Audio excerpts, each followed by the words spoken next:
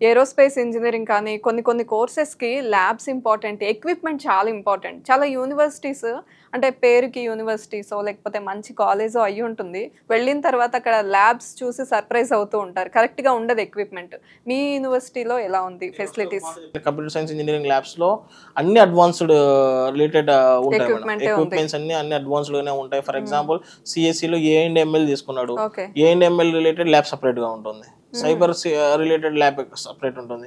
ఆ related field లో ఉన్న వాళ్ళు మాత్రమే వాళ్ళకు ట్రైనింగ్ అనేది ఇస్తారు. ఓకే. సో మెకానికల్ కి డిఫరెంట్ ల్యాబ్స్ అంటే మీకు డిజైనింగ్ ఎట్లా చేయాలి, స్ట్రక్చరల్ ఇంజనీరింగ్ ఎట్లా ఉంటుంది, తర్వాత వీళ్ళకి ఏదో ఇంజనీరింగ్ డ్రాయింగ్ ఎట్లా ఉంటుంది.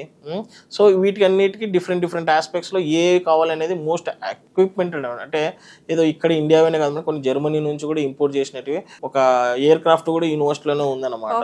పెద్దది. I mean like for example aerospace engineering అన్నారు.